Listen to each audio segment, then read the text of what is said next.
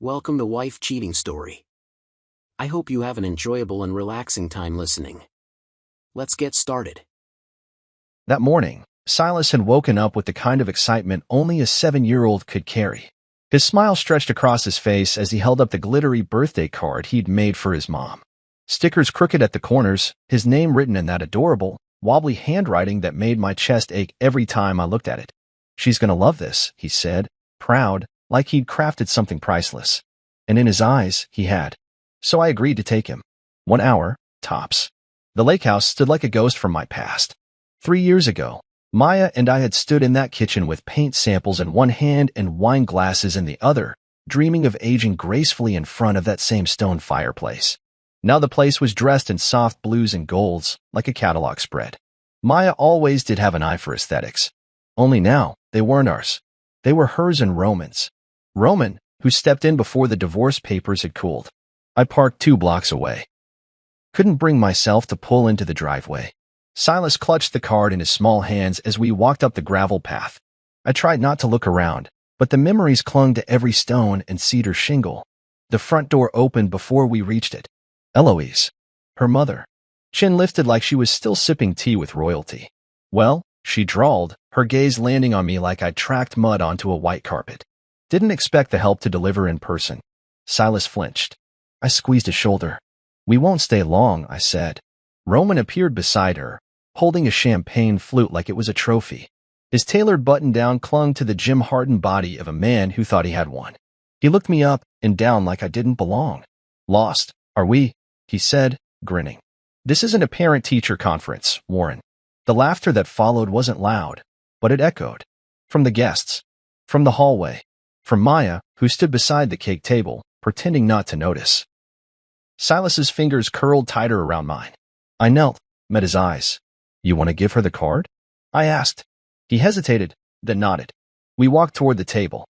Maya saw us then, eyes widening for a split second before she plastered on a smile. The kind that didn't reach her eyes. "Hi, baby," she said to Silas, kneeling. "You came." Silas held out the card, but didn't let go right away. "I made it all by myself," he said. "I can tell," she said. "It's beautiful." I stepped back, gave them space. Just enough to breathe. Not enough to be ignored. That's when I caught it. Eloise again, whispering to Roman behind her flute. His chuckle. Like I was the joke they planned in advance. I turned toward the door. I'd seen enough. But as I took Silas's hand to leave, he didn't move. He was staring at the far side of the room, toward the hallway that led to the study. His face had gone pale. "Dad," he whispered. "We need to leave.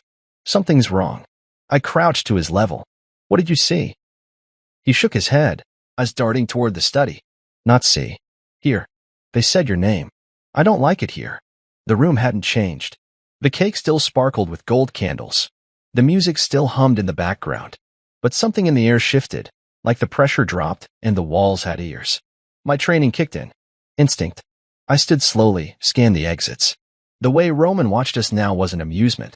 It was calculation. I nodded once. "Let's go." Silas didn't ask questions.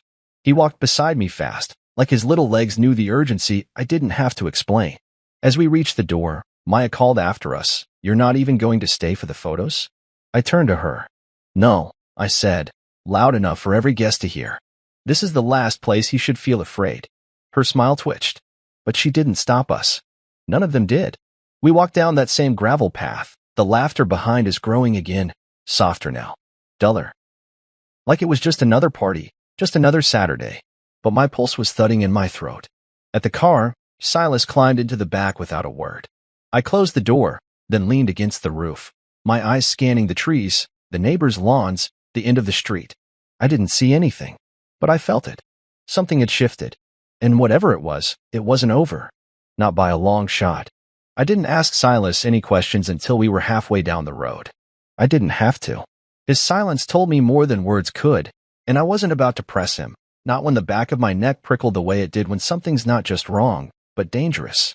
The gravel crunched beneath the tires as we pulled away from the lake house, the party fading in the rearview mirror like a bad dream you try not to revisit. But the unease didn't lift. Not even when we reached the main road. In fact, it got worse. I caught sight of it in the mirror. SUV, blacked out, 2 cars behind us. Too clean. Too consistent. When I made the turn onto Elkview, it followed. Slower than me, but just enough to keep sight without suspicion. To anyone else, it would look like nothing. But I've worked personal security for 10 years, high-end clients. People who expect you to spot a tail before breakfast. This one was trained. Not reckless, but deliberate. Surveillance, or worse. I didn't tell Silas. Not yet. Instead, I glanced at him through the mirror. "Hey buddy," I said, keeping my voice light. "Want to play a quick game?" He looked up from the card he was still holding. "A game?" "Yeah, top secret spy stuff. You're the mission. You've got to stay low. Hide behind the seat and don't peek up. Think you can do that?" He hesitated, then nodded slowly. "I'm the mission. The most important one," I said, turning left without signaling, easing into the back roads where traffic thinned and my instincts kicked in sharper. "Agent Silas, this is Operation Stay Invisible." He ducked down behind my seat without another word. I started weaving through the grid. Not in a panic, no hard brakes, no erratic swerves. Just subtle shifts. Doubling back through a school zone, then slipping through a construction detour I knew from months back. When I finally made the third loop, and that same SUV was still 3 cars back, I knew. Not random. Not accidental. Targeted. I hit the gas and pulled into the underground parking garage beneath Jackson Ford's law office. Not just a lawyer, he was ex-special ops, like me. We'd served in the same unit overseas. Different roles, same mindset. He was the one person I trusted to disappear into the shadows if I asked him to. I killed the engine, told Silas to stay put, and jumped out. I used the bypass code he'd once shown me on a drunken night 6 years ago, when we'd sworn we'd never need it, and the metal door clicked open. Inside, we stayed hidden behind rows of concrete columns. Just in the air. Fluorescent light flickering overhead. Safe, for now. Silas sat cross-legged on the cold concrete floor, his small hands tucked into his hoodie sleeves. I knelt beside him. "You did great," I said. He looked up at me, his voice barely above a whisper. They were in the study. My breath stilled. "Who?" "Roman and a man with a scar on his cheek. Big guy. He looked mean." I nodded slowly. "What were they talking about?" He hesitated. "Something about handling things." The man said something about loose ends. And Roman said, he said, "He doesn't even realize we've been watching." My stomach sank. "They said my name?" Silas nodded. "Dad, they said your name." I looked away for a second, stared at the concrete wall, the faded oil stains, the faint echo of tires from street level. I'd come to the party expecting discomfort, maybe a few insults. But this was something else. Something deeper. Something older than whatever grudge Maya still held. They were watching me. Not because I was her ex, but because I was something else. A variable they hadn't contained. I stood and walked a few paces, letting the facts settle. Roman. No, Bryce. I didn't know it then, but the name he gave wasn't real. He'd smiled too easily. Worn his new wealth like a costume. And now, with this revelation, that wasn't the smile of a man who'd moved on. That was the smirk of someone who knew what was coming. "Dad?" Silas's voice pulled me back. I turned and crouched in front of him again. "You did the right thing telling me." He looked unsure. "Did I get us in trouble?" "No," I said. "You might have gotten us out of it." We stayed there for an hour. I called Jackson from the secure line in the utility room. Left a coded message, our old phrase from deployment, "The package is in the wind." It meant we were off-grid. It meant we needed eyes everywhere. Then I powered down my phone. Every device. Anything trackable went into a sealed metal case I stored in the car trunk years ago for emergencies. The kind you don't think will come. Until they do. "Where are we going now?" Silas asked as I buckled him back in. "To Aunt June's," I said. "Just for a few days. She'll make your favorite pancakes. You'll be safe there." "What about you?" I forced a smile. "I've got some questions I need to ask a few people." He didn't speak again until we were nearly there. Just hummed to himself, that same little off-key tune he always sang when he built Legos. But me? My mind was already racing. Roman. The scarred man. Loose ends. I wasn't a loose end. I was a fuse. And someone just lit the match. Her name was Danny Linwood. That name hadn't crossed my lips in months. Maybe longer. Maya's friend from college, one of the few people who didn't vanish from my life the moment the ink dried on the divorce. Danny wasn't close to me, not in the traditional sense, but she'd pulled me aside once during the early days of the split. Just a whisper over coffee at a bookstore where no one was supposed to care what you said. "You need to look closer," she'd told me, her voice so quiet I almost missed it. There's more going on than you realize. I pressed her then, asked what she meant. She looked nervous, kept fiddling with her cup sleeve. I'm working on something, she said, but I'll bring it to you when I can prove it. She never did. And over time, I chalked it up to bitterness. College drama. Old grudges disguised as concern. Until now. Because last night, I got a message on my burner phone, one I hadn't used in over a year. No name. Just a sentence. Autopsy says defensive wounds. Be careful. You're next. Danny Linwood. Official cause of death, suicide. Slit wrists in a locked apartment. Classic staging. Textbook. But Danny had been a gymnast once. Trained. Strong. Balanced. And stubborn enough to fight.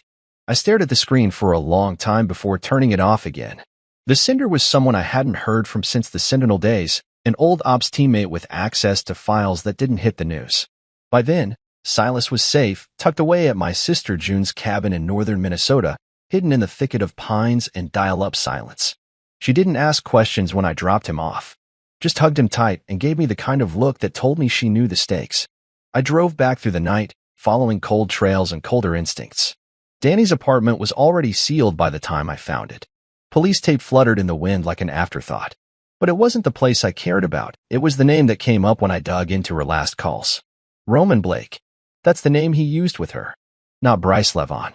Not the name on the penthouse lease or the phony LLCs. Roman Blake. A name just fake enough to fool people with no reason to dig. I dug. Every alias, every address, every shell company he registered over the last 6 years. And that's when the truth started leaking like poison from a cracked pipe. His real name, Bryce Levon. Ex-intelligence contractor. Flagged in 2 European investigations for laundering operations through strategic influence networks. Fancy talk for blackmail, wire transfers, and media manipulation. Nothing ever stuck. The man was a ghost wrapped in bank statements. But it didn't stop there. I traced a path back to Maya's father. Eloise's late husband, the respected investment banker. Turns out his firm went under with barely a headline. Bankruptcy on paper. But the assets? Liquidated and moved through a small community trust in the Caymans. That trust was now tied to a holding company connected to Bryce. I ran it again. And again. Offshore movement. Fake charity funds. Large-scale filtering. It wasn't just betrayal. It was transnational crime, veiled under country clubs and champagne toasts. And the cherry on top? The system thought I wouldn't notice. That I'd just take my bruised pride, move on with my weekend visitation schedule, and keep my head down. I stared at the monitor, the soft glow of bank trails and private chat logs illuminating a room that had gone silent. They wanted me quiet. Danny tried to speak. Now she was dead. I checked the file again. An unsent message sat in her drafts. It wasn't addressed to anyone, but it had my name. Silas is in danger. I think she knows. I didn't want to believe it either. But something's not right. Call me as soon as you read this. Please. I didn't get the chance. I closed my eyes for a second, let the weight press down. Not guilt. Guilt had no place here. This wasn't about the past. This was about what was coming. Silas wasn't just collateral anymore. He was leverage. They'd been watching me. Watching us. Waiting for the right time to tie off the loose ends. But I don't tie off. I strike. I packed my gear of hard drives, backup phones, encrypted flash drives I hadn't touched in years. I changed vehicles twice, used different plates. The paranoia wasn't paranoia anymore. It was protocol. And then I did something I hadn't done since I left the Sentinel group. I reached out to my old handler. Burner phone. One number. For rings. He answered like I'd never left. Warren, I need an update on Bryce Levon. Cross-check with old Havana operations and Montenegro files. Tag anything that mentions Maya or Eloise. Pull real-time data if you can. A pause. Then, you just made yourself a target. I've been one, I said. Now I'm just returning fire. I hung up. Danny's funeral would be held in 2 days. Closed casket. Quiet ceremony. I wouldn't be attending. Not because I didn't care, but because if I showed up, I'd lead a trail of eyes straight to Silas. Instead, I printed a copy of her last message, folded it gently, tucked it into my jacket pocket. I wouldn't let her warning go unanswered. They think I'm the past. They think I'll break. But they don't understand something simple. I buried more dangerous men than Bryce. And I never forget the people who tried to warn me. Not Danny. Not this time. The first thing I noticed was the scarred, jagged, healed badly, like it had been done with a blade meant for cutting rope, not skin. It ran from just below his right eye to the edge of his mouth, turning his smirk into something that looked carved, not earned. He sat across from me at Vinton Bar like we were old friends catching up after a war we both regretted. "You're making noise, Silas Dad," he said casually, lifting his rocks glass and tilting it toward me. The bourbon inside barely moved. He hadn't drunk it. It was just a prop, like the smile he wore and the way he leaned back in the booth, completely at ease. "And I think it's time you stop poking holes in things you don't understand." I didn't move. My hands stayed flat on the table. Palms down. Open. Non-threatening. But I watched his eyes. The way they never really blinked. Military. Controlled. He wasn't here to talk. He was here to issue a warning. A soft ultimatum before they decided I wasn't worth negotiating with. "You mean Danny's murder?" I asked, keeping my tone level. "Or the fact that your boy Bryce is sitting on a mountain of digital landmines and thinks nobody's watching?" The scarred man didn't flinch. Didn't even twitch. That told me more than words ever could. "Let me explain something," he said, leaning in just a little. "We let you live because Bryce thought you'd fade. Most men in your position do. Divorce, custody loss, little weekend visits with your kid. You play house with your guilt and keep your mouth shut." I raised an eyebrow. "And what do you do when that little fantasy doesn't work out?" He smiled. "This one wider. Darker. We remind you what you've got to lose." That's when I knew they'd made a mistake. He thought I was still a man who could be scared. Still the guy who smiled politely during tense custody exchanges, who looked away when Maya flashed her new ring, who bit his tongue when Roman, Bryce, made little comments during pickup times. They hadn't met me yet. Not the real me. "You show up again," I said, my voice low and cold. "You won't leave on your feet." His head tilted, like he was amused. "Is that a threat?" "No," I said. "It's a promise I've already written down." He chuckled, then stood. "You're lucky the boss thinks sentimentality still matters." "That kid of yours?" "He's cute. Real sweet. Be a shame if he got caught in something." My heart didn't even skip. I trained my body not to react to threats. Not even that one. He turned and left through the side entrance, vanishing into the alley like smoke. I stayed in the booth for another 10 minutes. Not because I was rattled, but because I had to wait. Give him time to believe I wasn't following. Let him think the threat landed. When I finally stood, I left my tab unpaid. Just walked out, past the hostess without a glance, and climbed into the black sedan I'd parked 3 blocks away. I drove in silence. No music. No calls. Just the low hum of tires on asphalt and the weight of the next move already forming in my head. They thought they could threaten my son. They crossed a line they didn't know existed. Back at the safe house I'd rented under an alias, I opened the case I'd kept under the floorboards. Inside were hard drives, flash drives, encrypted SATCOM gear, and a small black box with a red sticker. That sticker was now relevant. I slid the flash drive into the laptop and began assembling the package. Screenshots of encrypted messages between Bryce and Maya, messages I'd pulled from their backups weeks ago when I got suspicious. Wire transfers routed through shell firms in Switzerland, Belize, and Luxembourg. Contracts, emails, even a scan of a ledger Danny must have sent before she died, scribbled with notes that made my stomach turn. But it wasn't just numbers and names. It was a system, a machine designed to make people vanish. At 2:03 a.m., a courier arrived at Roman's penthouse. I watched from a surveillance tap I'd placed days earlier, eyes in the lobby feed. The courier was clean, hired through a proxy. He didn't know what he carried. Just a small box, neatly wrapped, signed from a friend. Inside that box was the flash drive. And a note. Blood-red paper, folded neatly. "You threatened the wrong father." I watched as Bryce opened it. His reaction was perfect. A tilt of the head. A quick check of the hallway camera. Then silence. The scarred man entered moments later. They talked, but the camera angle didn't catch the full exchange. I ended the call and sat there with my forehead against the steering wheel, breathing through the rage. If I went home now, I didn't know what I'd do. Miranda had walked out of that hospital like she had nothing to fear. But she should have. She should have been terrified. Back inside, my sister Marla arrived.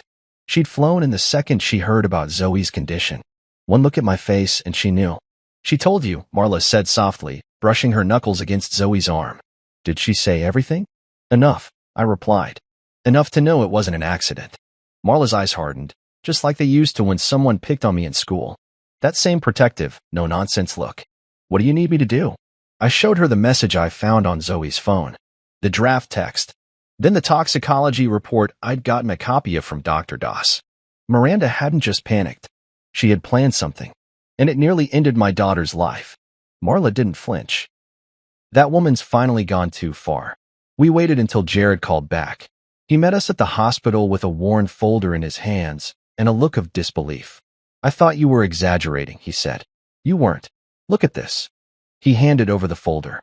Inside were bank statements, thousands in unexplained withdrawals and credit card charges, hotel stays in nearby towns I'd never heard of, designer purchases billed under aliases, and something else, a key ring with one labeled tag, Meadowview. "What is this?" I asked. "Rental home. Found the lease buried in your files. It's in Miranda's maiden name."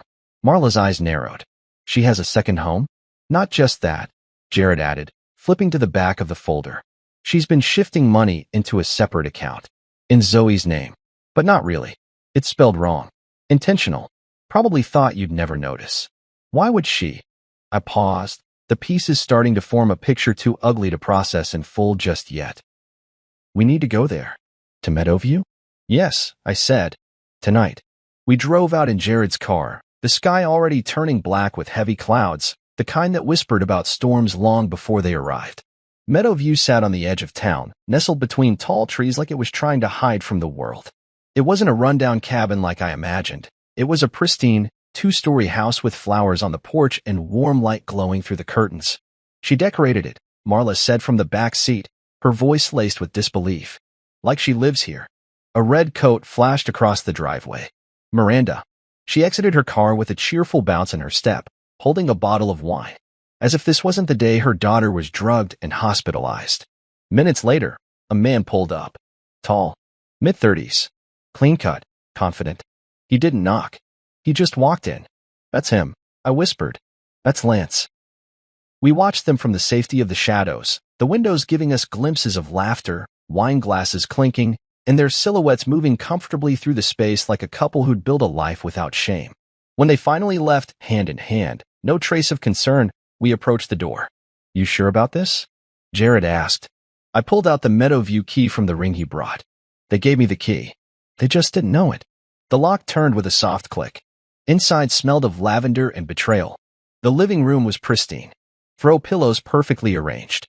Wine glasses rinsed and drying on the rack. The kind of life she never had the energy to build with me. On the fireplace mantel were photos, Miranda and Zoe. But not my Zoe. Forced smiles. Posed pictures in front of backdrops I'd never seen. It looked like a family album missing the father. Intentional. We found the desk in the upstairs bedroom. Inside were receipts. Notes. A journal. I flipped it open. March 18th. Silas isn't questioning the withdrawals yet. I think we're safe. April 2nd. Lance says we need to move faster. Zoe's starting to suspect things. May 5th. If Zoe doesn't go along with it, we may need another plan. Something fast. I sat down hard, while rising in my throat. She planned it. She planned all of it. There was more, details about my life insurance policy. Payout numbers. Dates. She had printed the form for a beneficiary change but hadn't submitted it yet. She was going to kill me, I said aloud, the horror hitting full force. If Zoe hadn't said no. "She still might try," Marla said darkly. Jared stood near the door, stunned. "We need to go. Now. This isn't just adultery. This is attempted murder." We left everything in place, except the journal. That I took. Not to hide it. To deliver it. Because this wasn't just a web anymore. It was a trap. And she was the spider at the center. We left Meadowview with the journal wrapped in Jared's old flannel jacket like it was a weapon, which in many ways, it was. My hands shook the entire ride back to the hospital. Not from fear, not even from rage, but from something colder. Realization. I had been living beside a stranger. Sleeping next to a woman who had scribbled down my death in neat handwriting and blue ink. She didn't just betray me. She calculated my erasure like a formula. And I almost missed it. By the time we pulled into the parking lot, Marla had already called Sheriff Grant Maddox. "You don't bring a knife to a sniper fight," she said. And Miranda's been practicing her aim for a while. The sheriff met us at a side entrance, flanked by a deputy who looked too young to shave, but carried himself like someone who'd seen darkness up close. I handed Grant the journal without a word, watching his face as he flipped through the pages. He didn't blink, not even when he landed on the line. If Zoe doesn't go along with it, we may need another plan. He snapped the book shut. I need to be careful with this. Can I log it? Yes, I said, but not before I get a full scan of every page. I'm not letting this disappear into some evidence vault. Fair enough, Grant replied. We'll make a copy, and I'll assign someone to protect Zoe. I nodded, numb. The words protect Zoe struck something deep. How had I let it get this far without seeing the signs? The next morning, after a night of no sleep and too much pacing, I drove back to Meadowview alone. I needed to see it again, in the daylight, to burn every inch into memory. This house wasn't just where she lied, it was where she reinvented herself. A whole different woman existed here, and my daughter had been dragged into that reinvention like a prop in a stage play. The house sat quiet in the light of early dawn, framed by dew-soaked grass and the scent of magnolia. I used the key again. This time slower, with a reverence I didn't feel the night before. I didn't touch anything. I just walked, absorbing it. The kitchen had 2 wine glasses drying beside the sink, a bottle of Merlot still open on the counter. There was a scarf draped over the back of a bar stool, red, silky, familiar. One I'd seen her wear to church a month ago. She must have borrowed it from our home and brought it here, not even bothering to hide it anymore. In the hallway was a series of framed pictures, Miranda and Lance, smiling in front of landmarks I recognized from weekend getaways she said she took with her mother.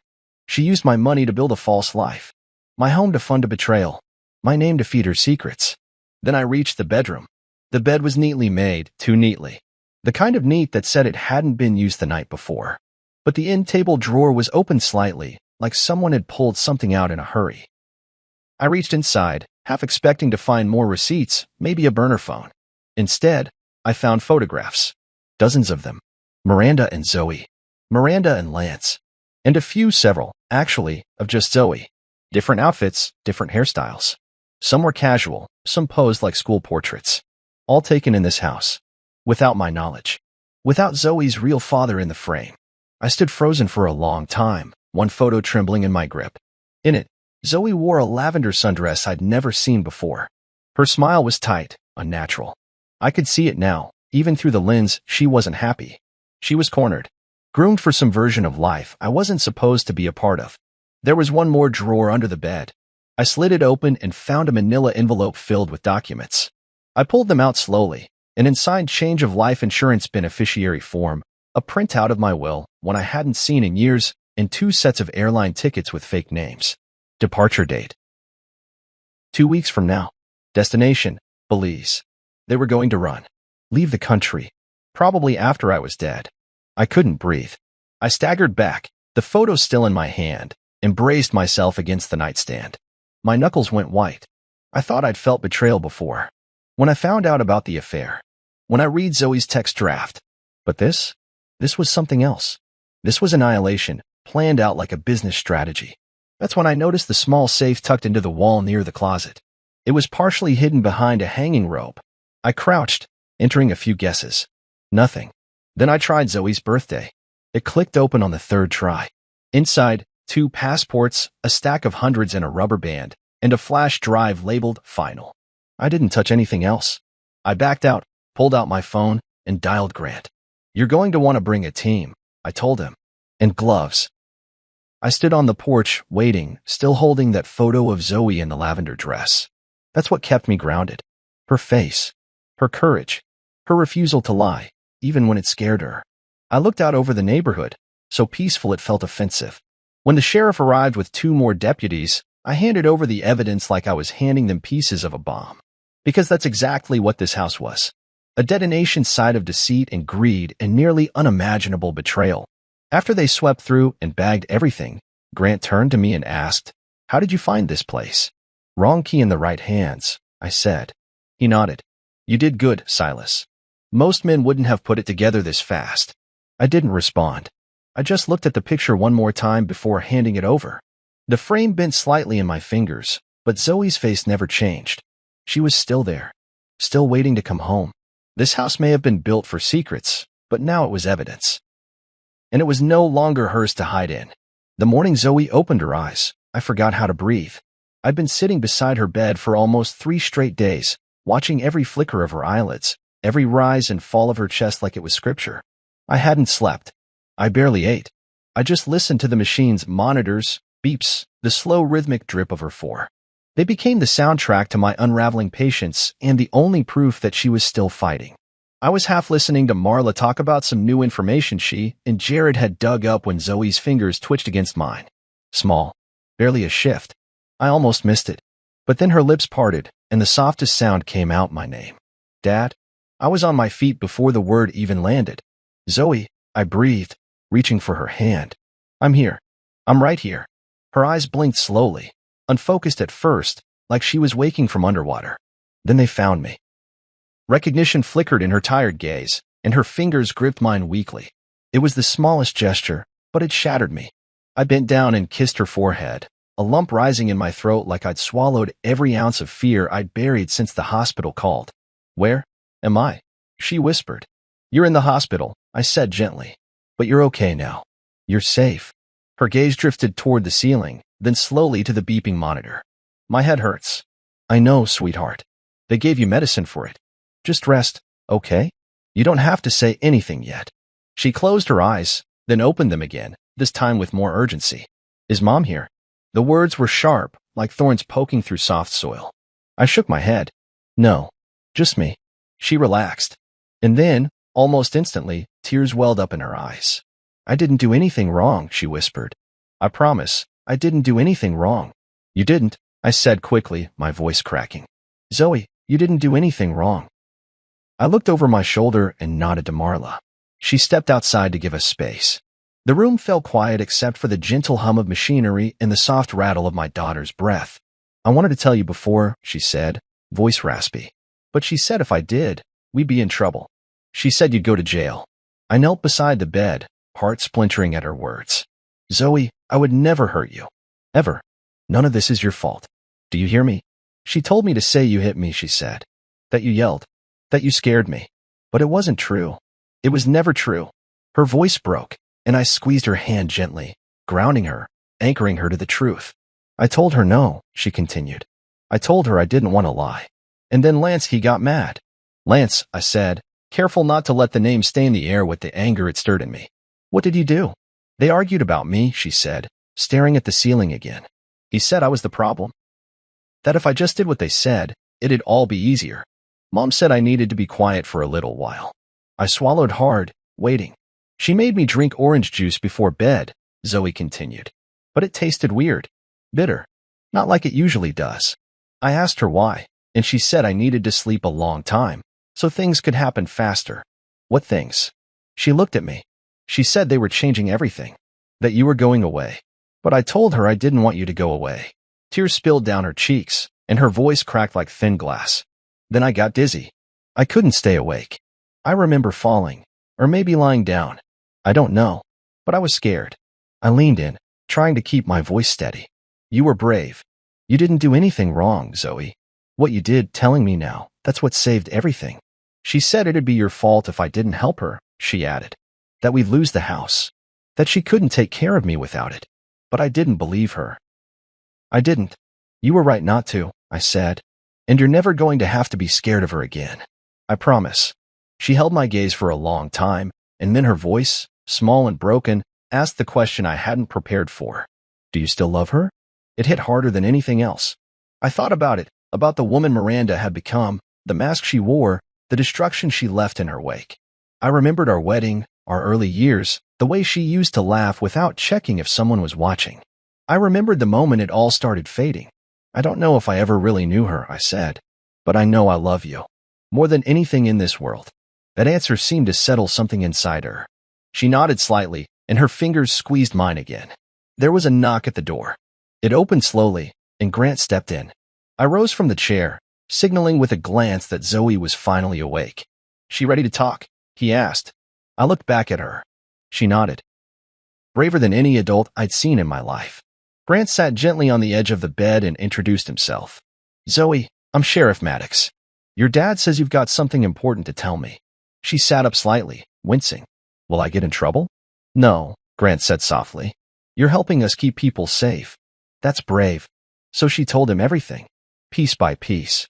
About the lies, the juice, the threats, Lance's temper, Miranda's promises, the plan to make me look like a monster. She didn't cry this time. She just told the truth. Clean, painful, unshakable. When she was done, Grant looked at me and nodded once. That was all he needed. All we needed. As he stepped out, I leaned down and kissed her forehead again. You saved us, I whispered. She looked up, her eyes wide and honest. I just wanted you to know the truth. I do, I said. And now, so will everyone else. I don't know what it feels like to hold a loaded gun. But I imagine it's something like holding the truth when the people around you have only ever known the lie. The morning after Zoe gave her full statement to Grant, I woke up not in my bed, not in a house that felt like home, but in the hospital chair beside my daughter's room, with a purpose that burned hotter than any anger I'd ever carried. Miranda didn't know Zoe had woken up. That was our advantage. She didn't know that her carefully stacked story, her version of what happened, was crumbling from the inside out, and we were going to let it fall without giving her the chance to rebuild it. I stood in the hallway with Grant and his team. Zoe's door closed behind me. She's going to come back, I told them. She'll try to twist this. Say Zoe's confused. Say I manipulated her. Grant nodded. That's why we're sealing off contact. As of now, Miranda has no legal access to her daughter. A court order will be in place by noon. And Lance? I asked. Still a ghost, he replied. No records under that name. No driver's license. We're pulling facial recognition from your photos. That's when Jared walked in, holding a stack of documents like a man carrying dynamite. I've got him, he said with a crooked grin. Real name, Darren Locke. Multiple identities, different states. Fraud charges in Georgia, Colorado, and Florida. Always dropped mysteriously. But get this, he targets single or vulnerable women with assets. Miranda wasn't his first con. Might not even be his only one right now. Grant raised an eyebrow. Where'd you get all this? Old contact of mine. Ex-cybercrime unit. Owes me a favor. He ran the journal entries and that photo of Lance through a private database. We laid everything out on a table in the hospital conference room. Marla joined us, flipping through the files like a lawyer before a closing argument. This guy's a predator, she muttered. He doesn't just lie, he embeds. Gains trust. Feeds the ego. Sucks out everything of value and vanishes. He didn't vanish this time, I said. He picked the wrong girl. And the wrong father. Marla grinned. Now you're speaking my language. We worked quickly. Jared compiled every digital receipt, including Miranda's alias-linked purchases. Grant had his team trace transactions linked to the Meadowview property. I handled the emotional side, sitting with Zoe, helping her understand the process ahead. She was scared, sure. But she was strong. Stronger than I'd ever known. I asked her if she wanted to testify. She didn't hesitate. She said I'd forget, Zoe told me, holding the blanket up to her chin. She said I'd wake up and not remember what really happened. But I do. I remember everything. I kissed her forehead and promised her we would make it right. Then I walked out and filed for emergency custody. We didn't tell Miranda. Instead, we waited. 2 days later, she showed up at the hospital with coffee in hand, sunglasses perched on her head, acting like the grieving wife and devoted mother. She asked to see Zoe. The nurse, following the court's directive, told her she wasn't on the approved visitor list. What do you mean? She asked, voice sharpening. I'm her mother. Court order, the nurse replied politely. Miranda turned pale. Where's Silas? I stepped out from around the corner, arms crossed. Right here. She froze. What's going on? You're not allowed in, I said. You're done lying. Done manipulating. Zoe told the truth. Her lips parted, but no words came out. Then, like clockwork, her face contorted into confusion. What truth? Silas, she's been through trauma. She's confused. You know that. You're letting your anger make you believe things that aren't real. I have her statement, I said. I have her bruises. The toxicology report. The financial records. Your journal. I know everything. She glanced around, as if searching for someone to back her up. The nurse remained silent. Jared appeared behind me, arms folded. Marla, standing in the corner, pulled out her phone, recording, just in case. Then Miranda's face changed. That composed mask cracked, just slightly. You think you can take her from me? She whispered. After everything I've done for this family? You drugged our daughter, I said. You convinced her to lie. You partnered with a con artist to steal my life. I'm not taking her from you. You already lost her the moment you picked him. She didn't answer. Just turned and stormed down the hallway. But she didn't get far. Grant was waiting at the elevator. "We need you to come with us, Mrs. Warren," he said. "Why?" she asked, feigning shock. "I haven't done anything." "Not yet," he said calmly. "But you're under investigation for child endangerment, fraud, and conspiracy." Her jaw dropped. She looked at me one last time, eyes wide, wounded, like she still believed I'd take her side. I didn't. Grant led her away, and I turned back to the nurse. "Tell Zoe it's over," I said. "Her mother's not coming back." That night, we stayed in a hotel near the courthouse. I held Zoe as she slept, and for the first time in days, she didn't toss or mumble in her sleep. She didn't call for help. She just breathed, peacefully. In the morning, I went back to Grant's office with Jared. We handed over everything else, the safe contents, the flash drive, even the burner phone we found hidden behind the water heater at Meadowview. "You're building a case," Grant said. I scanning the files. "I'm building a wall," I replied. "Between Zoe and them." He nodded. "You'll get it. Judges don't ignore evidence like this." As I left, I felt something I hadn't felt since this nightmare began. Clarity. This wasn't revenge. It wasn't rage. It was justice. Not just for me, but for a 13-year-old girl who had more bravery in her than most grown adults. We weren't just fighting back anymore. We were winning. I've always hated courtrooms. Too cold. Too quiet. They feel like places built to judge the soul, not just the facts. On the day of the custody hearing, I stood outside the courthouse in my best suit, the one I hadn't worn since my father's funeral, wondering how something that felt so final could also feel like a beginning. Zoe was with Marla at the hotel, guarded, protected, loved. I didn't want her here yet, not until I knew she wouldn't have to witness another performance from the woman who used to be her mother. Miranda showed up 30 minutes late, a tactical move if I'd ever seen one. She wore a fitted navy dress, simple pearl earrings, and the same look she used to wear to church. The one that made everyone believe she had it all together. Her lawyer trailed behind her, a younger guy named Emery Kelton, full of false charm and hollow confidence. I could already see their strategy forming. Make me out to be the angry, unstable husband. Make her the misunderstood mother trying to keep her family whole. But I had Daniel Rudd. And Daniel didn't just play defense, he hunted lies like they owed him money. We stepped into the courtroom, every footfall echoing off marble and wood. The judge was a stern woman with silver hair pulled into a tight bun, the kind of presence that made you sit straighter without thinking. She reviewed the files, flipped through affidavits, and then called us forward. The opening statements were routine. Miranda's attorney leaned on drama, claimed I'd been distant, cold, possibly abusive, though, of course, there was no hard evidence, only deeply concerning patterns. He painted Miranda as a woman trapped in a difficult marriage, doing her best to hold a family together. I didn't flinch. I'd expected it. Daniel stood like a man unbothered. When it was his turn, he laid out the truth like a surgeon preparing for surgery. Clean, precise, controlled. "We have medical records, Your Honor," he said calmly, placing a stack of documents on the bench. "We have photos of the child's injuries. A toxicology report confirming the presence of sedatives in her bloodstream. A journal outlining calculated fraud and plans to alter the father's life insurance policy. And we have a witness, young Zoe Warren herself, willing to testify that her mother and her mother's partner attempted to coerce her into falsely accusing her father of abuse." The room changed. You could feel it in the way Miranda's smile flickered at the corners, in the way her lawyer's shoulders sank an inch, like gravity had just doubled. Still, they clung to denial like it was life support.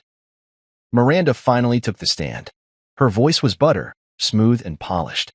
"I love my daughter," she said tearfully. "I never meant for any of this to happen. I was afraid. Silas, he's changed. He gets angry. He yells. He's not the man I married." She dabbed at her eyes with a tissue that I'm convinced she brought herself. Her lawyer nodded solemnly, like this was a funeral, not a hearing. Daniel stood. "Mrs. Warren, were you at home the day Zoe was brought to the hospital?" "I was." "Was your partner, Mr. Darrenlock, also there?" Yes. But he had nothing to do with what happened. Even though his fingerprints were found on the wine glass next to the sedative bottle recovered from your shared residence?" She hesitated. I don't know how to explain that." Daniel nodded like he'd expected the lie and was already tired of it. "Did you instruct your daughter to tell her school counselor that Mr. Warren was physically abusive?" "I was scared," she said. She misunderstood. "I never meant." "Did you?" Or did you not write, in your own journal, if Zoe doesn't go along with it, we may need another plan? Silence. The judge raised an eyebrow. Answer the question, Mrs. Warren. Miranda shifted in her seat. I was venting. That wasn't literal. Daniel leaned forward, calm and devastating. So when your daughter ended up hospitalized with sedatives in her system and your boyfriend's prints on the bottle, that was also metaphorical? No, she shouted suddenly. I didn't do anything to hurt her. But it was too late. The mask had cracked, and the courtroom saw it. Then came the moment that changed everything. Zoe walked in, small and steady, with Marla's hand in hers. She took the stand, glanced nervously around the room, then locked eyes with me. I gave her the smallest nod I could manage. She breathed in deep. My mom told me to lie, she said clearly. She said my dad hit me, but he didn't. Ever. She wanted me to say it so we could move away. With her boyfriend. The judge leaned in, visibly moved. And what happened the night before the hospital? She gave me orange juice. It tasted bitter. She said it would help me sleep. I don't remember anything after that. Daniel didn't ask more. He didn't need to. The room had already decided. Miranda tried to interject, something about confusion, manipulation, but the judge cut her off. I've heard enough, she said. The evidence is overwhelming, and the child's testimony is clear. Effective immediately, full custody is awarded to Mr. Silas Warren. Mrs. Warren's visitation rights are suspended pending criminal investigation.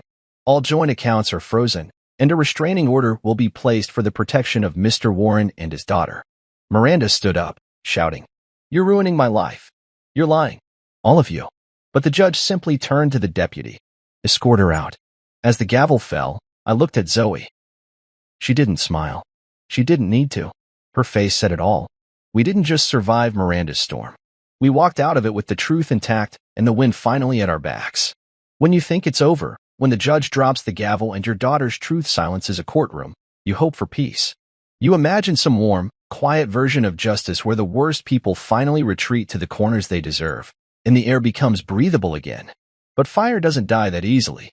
Not when it's been fed for years. It smolders. And it follows you home. 2 days after Miranda's outburst in court, I got the call from Grant just past noon. He sounded both satisfied and somber, like a man checking something off a list he never wanted to write. We got him, he said. Darren Locke, real name confirmed, full rap sheet in hand. He was arrested this morning at his office downtown.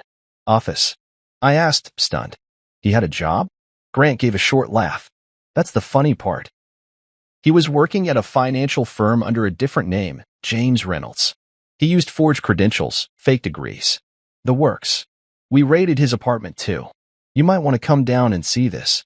I picked Zoe up from her therapy session and dropped her off with Marla.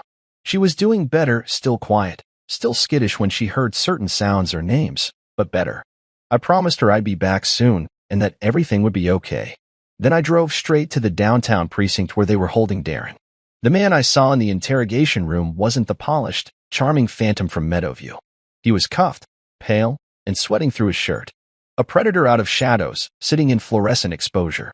He cracked faster than I expected, Grant said, arms crossed as we watched through the glass. Said Miranda was the one with the plan. He just went along for the ride. I shook my head. Of course he did. Cowards always blame someone else when the lights come on. Grant led me to another room where they'd laid out Darren's personal effects from the apartment.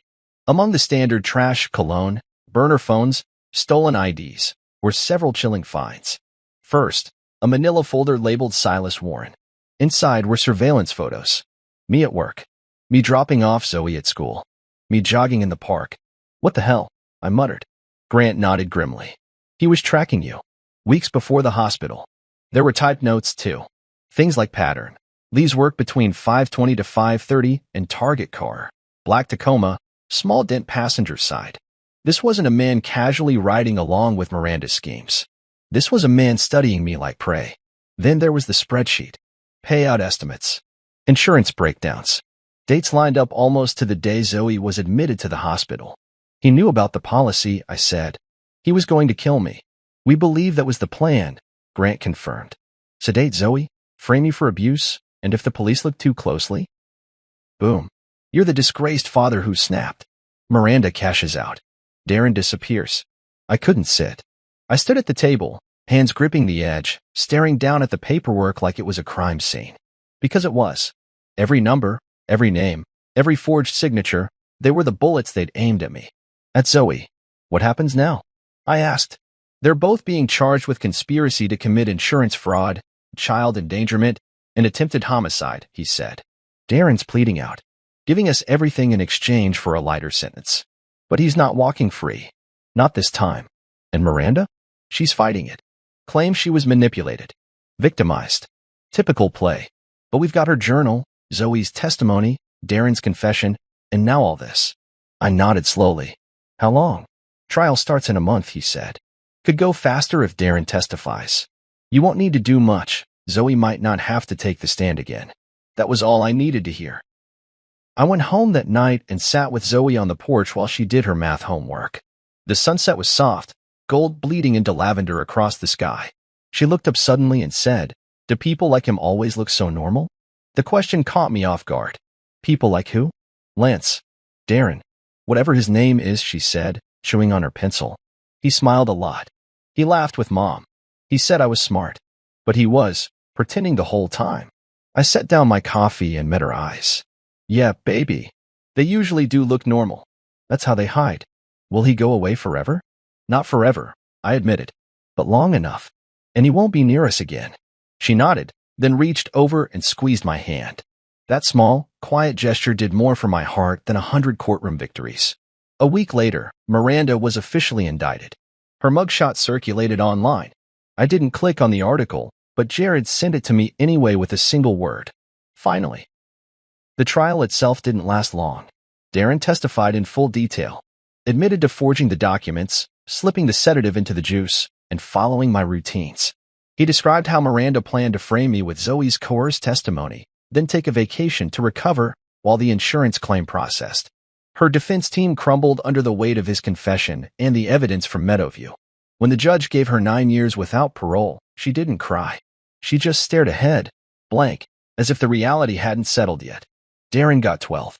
I didn't go to the sentencing. I didn't need to see the door close behind them to know it was done. Instead, I took Zoe to the lake that weekend. We skipped stones. Ate too many fries. She laughed at a duck chasing a butterfly, and I swear, in that laugh, I heard the girl she used to be echoing back to us. As we walked back to the car, she slipped her hand into mine.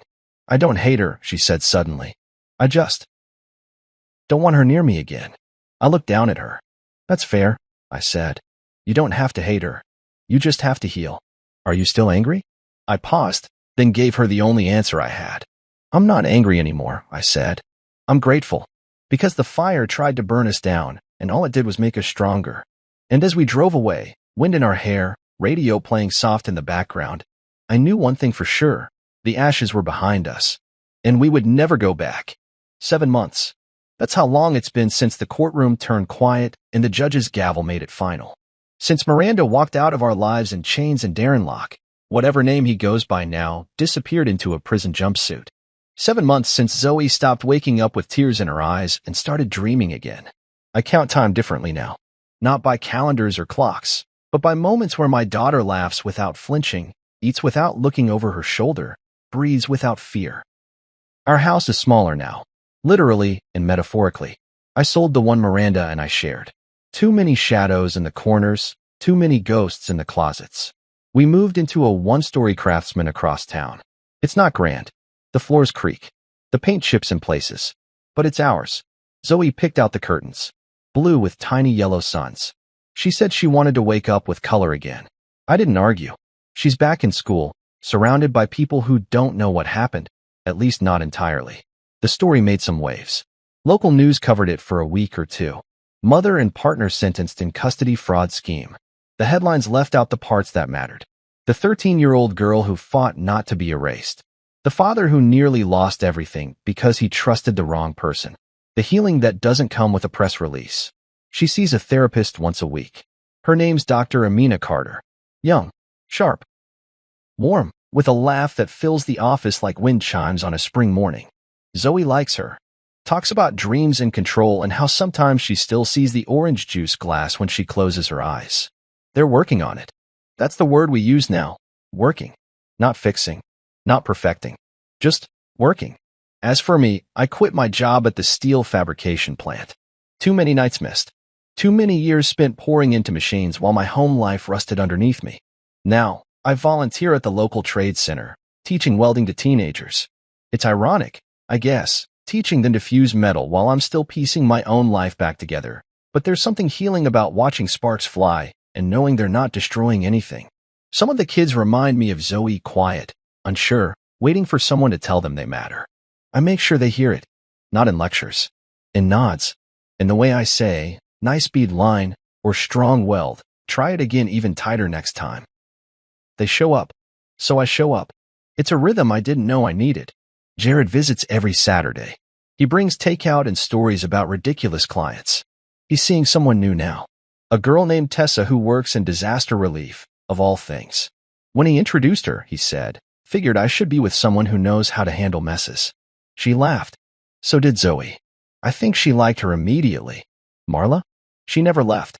After the custody hearing, she moved into a rental 5 minutes away. Helps with tutoring, makes the best grilled cheese Zoe's ever had, and still shoots daggers with her eyes anytime someone mentions Miranda's name. She's been our fortress, the one person who never flinched, even when the rest of the world blinked. And Grant? He still checks in, sometimes unannounced, usually carrying donuts like an apology for the chaos he walked us through. I think he feels guilty for not seeing it sooner, for not pulling the pieces together before it exploded. But I don't blame him.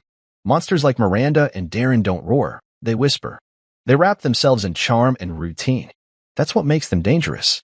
Zoe's room looks different now. No more pictures with forced smiles. No more secrets tucked in the drawers. Just her, surrounded by books and paintbrushes and a corkboard with dreams pinned to it. She wants to be a forensic sketch artist. Says it's the perfect mix of art and justice. I believe her. And I tell her every day she can be whatever the hell she wants. There's still noise, though. Triggers. Sometimes it's the sound of glass clinking. Sometimes it's a woman's voice pitched too sweet. One time, it was a substitute teacher named Miranda. That was a hard week. But we got through it. Not because we're healed. Because we're healing. That's the truth they never tell you about surviving something like this. It's not a finish line. It's not a day you wake up and everything is okay. It's the 1,000 choices you make after the storm passes. To stay. To stand. To keep your heart open even when it wants to close. People ask sometimes if I ever think about Miranda. If I miss her. The version I married. The woman who once traced constellations on my back in the dark and whispered promises we never kept. And the truth is, I don't miss her. Because she was never real. The real Miranda was the one behind the curtain. The one who turned our daughter into a prop. Who planned my disappearance with pen and paper. Who watched us burn and called it necessity. No, I don't miss her. I miss the man I was before her. But even that's fading. Because now, when I sit on the porch at night, coffee in hand, Zoe asleep in her room, wind whispering through the wind chimes Marla hung last spring, I don't think about the woman who tried to erase us. I think about survival. I think about legacy. I think about the moment I looked through that hospital window and saw my daughter still breathing. That was the moment everything began again. And when people ask if I lit the fire that burned my marriage down, I tell them this. 7 months. That's how long it's been since the courtroom turned quiet and the judge's gavel made it final. Since Miranda walked out of our lives in chains and Darren Locke, whatever name he goes by now, disappeared into a prison jumpsuit. 7 months since Zoe stopped waking up with tears in her eyes and started dreaming again. I count time differently now. Not by calendars or clocks, but by moments where my daughter laughs without flinching, eats without looking over her shoulder, breathes without fear. Our house is smaller now, literally and metaphorically. I sold the one Miranda and I shared. Too many shadows in the corners, too many ghosts in the closets. We moved into a one-story Craftsman across town. It's not grand. The floors creak. The paint chips in places. But it's ours. Zoe picked out the curtains, blue with tiny yellow suns. She said she wanted to wake up with color again. I didn't argue. She's back in school, surrounded by people who don't know what happened, at least not entirely. The story made some waves. Local news covered it for a week or two. Mother and partner sentenced in custody fraud scheme. The headlines left out the parts that mattered. The 13-year-old girl who fought not to be erased. The father who nearly lost everything because he trusted the wrong person. The healing that doesn't come with a press release. She sees a therapist once a week. Her name's Dr. Amina Carter. Young. Sharp. Warm. with a laugh that fills the office like wind chimes on a spring morning. Zoe likes her. Talks about dreams and control and how sometimes she still sees the orange juice glass when she closes her eyes. They're working on it. That's the word we use now. Working. Not fixing. Not perfecting. Just working. As for me, I quit my job at the steel fabrication plant. Too many nights missed. Too many years spent pouring into machines while my home life rusted underneath me. Now, I volunteer at the local trade center, teaching welding to teenagers. It's ironic, I guess, teaching them to fuse metal while I'm still piecing my own life back together. But there's something healing about watching sparks fly and knowing they're not destroying anything. Some of the kids remind me of Zoe, quiet, unsure, waiting for someone to tell them they matter. I make sure they hear it, not in lectures, in nods, in the way I say, nice bead line, or strong weld, try it again even tighter next time. They show up, so I show up. It's a rhythm I didn't know I needed. Jared visits every Saturday. He brings takeout and stories about ridiculous clients. He's seeing someone new now. A girl named Tessa who works in disaster relief, of all things.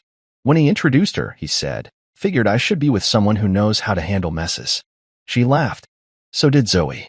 I think she liked her immediately. Marla? She never left. After the custody hearing, she moved into a rental 5 minutes away. Helps with tutoring, makes the best grilled cheese Zoe's ever had, and still shoots daggers with her eyes anytime someone mentions Miranda's name. She's been our fortress, the one person who never flinched, even when the rest of the world blinked. And Grant? He still checks in, sometimes unannounced, usually carrying donuts like an apology for the chaos he walked us through. I think he feels guilty for not seeing it sooner, for not pulling the pieces together before it exploded. But I don't blame him. Monsters like Miranda and Darren don't roar, they whisper. They wrap themselves in charm and routine. That's what makes them dangerous. Zoe's room looks different now. No more pictures with forced smiles. No more secrets tucked in the drawers. Just her, surrounded by books and paintbrushes and a corkboard with dreams pinned to it. She wants to be a forensic sketch artist. Says it's the perfect mix of art and justice. I believe her, and I tell her every day she can be whatever the hell she wants. There's still noise, though. Triggers. Sometimes it's the sound of glass clinking. Sometimes it's a woman's voice pitched too sweet. One time, it was a substitute teacher named Miranda. That was a hard week. But we got through it. Not because we're healed. Because we're healing. That's the truth they never tell you about surviving something like this. It's not a finish line. It's not a day you wake up and everything is okay. It's the 1,000 choices you make after the storm passes. To stay. To stand. To keep your heart open even when it wants to close. People ask sometimes if I ever think about Miranda. If I miss her. The version I married. The woman who once traced constellations on my back in the dark and whispered promises we never kept. And the truth is, I don't miss her. Because she was never real. The real Miranda was the one behind the curtain. The one who turned our daughter into a prop. Who planned my disappearance with pen and paper. Who watched us burn and called it necessity. No, I don't miss her. I miss the man I was before her. But even that's fading. Because now, when I sit on the porch at night, coffee in hand, Zoe asleep in her room, wind whispering through the wind chimes Marla hung last spring, I don't think about the woman who tried to erase us. I think about survival. I think about legacy. I think about the moment I looked through that hospital window and saw my daughter still breathing. That was the moment everything began again. And when people ask if I lit the fire that burned my marriage down, I tell them this. No, I just stepped out of the house and let the flames reveal what was already rotting. Because in the end, truth doesn't need gasoline. It just needs air. No, I just stepped out of the house and let the flames reveal what was already rotting. Because in the end, truth doesn't need gasoline. It just needs air.